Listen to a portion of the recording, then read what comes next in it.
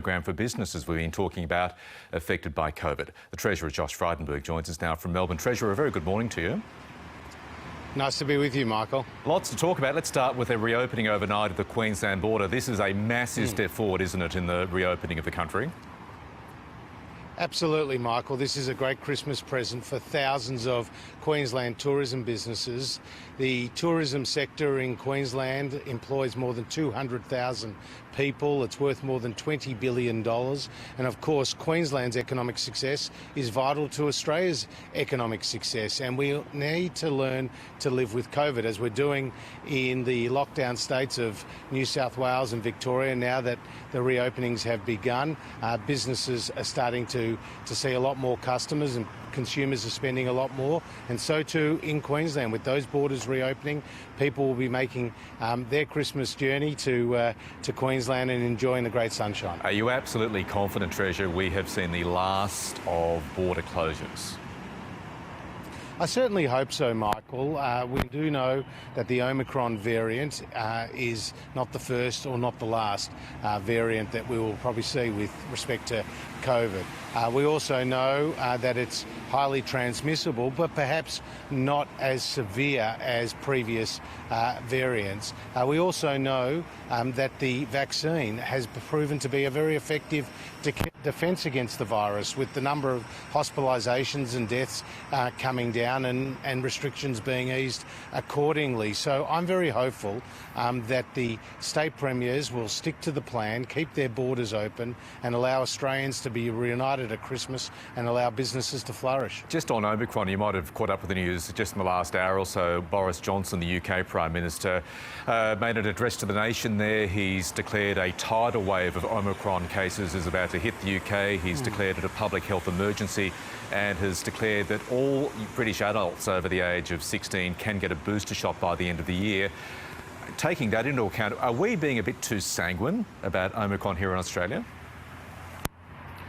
Well, we're following the medical advice, and that saw us pause for 2 weeks the reopening of the borders to international students and to skilled workers. That was a sensible precautionary measure, but we'll continue to listen and follow the health advice, and it has served us well to date. But at the same time, we need to ensure that our economy keeps this momentum going. And we've seen a very strong rebound, Michael. We've seen 350,000 jobs come back since the start of September.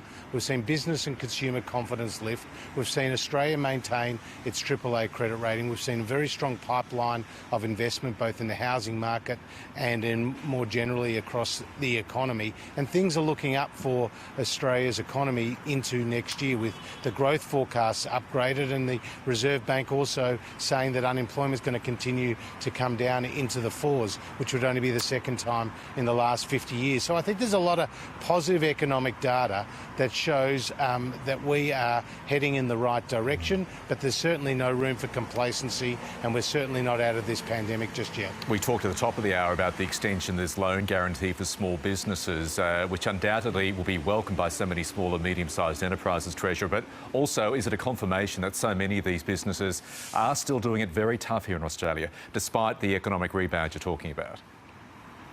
It is, absolutely it is. A lot of these businesses, because of the health restrictions, saw their doors closed for an extended period of time. Many of them successfully adjusted, moving their businesses where they could online, for example. But at the same time, it has been a big economic hit to the economy, the biggest economic shock since the Great Depression. So these loans, which are available of under $250 million for up to 10 years in duration. It can be either secured or unsecured, can be used to refinance existing loans or to go and purchase new equipment or fit out a production line, have been very, very helpful to date, with around 80,000 loans worth more than $7 billion already being delivered. So another 6 months will enable billions of dollars extra flow into the economy. It's not free money, Michael. It's actually allowing businesses to back themselves, to grow, to hire, to innovate. OK, now we've got the mid-year review later this week. We've got the budget in late March. Can we lock that in? Will you be delivering a budget in March? Well, certainly that's That's what I'm working towards, and that is the expectation, that the budget is set down for the end of March. It's a bit earlier than would otherwise be the case, although last year we saw a budget a bit later in October. So that's what this pandemic has brought, and obviously we've got an election next year as well. And the budget's another good opportunity to announce a series of measures that will help lock in the recovery and rebuild for the future. OK, well, speaking of the election, whenever it is, be it March or May, you are now facing, as we know, Monique Ryan in your seat of Kooyong. She's a Royal Children's Hospital doctor, but you've labelled people like Monique Ryan, independent candidates, as nothing more than a front for Labor and the Greens. What evidence do you have for that? Well, at the last election, I had an independent who said they were going to vote for Labor.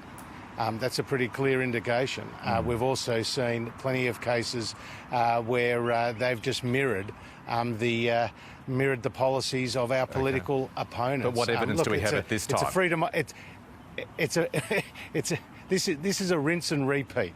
Michael, what we've seen obviously a lot of funding going into these independents around the rest of the country, and it's a democracy, so people can put their hand up. But I remember being on your program many times in the lead up to the last election, and you put to me effectively that I was heavily under challenge, and if people wrote me off or they wrote the government off. Look, that never deterred us.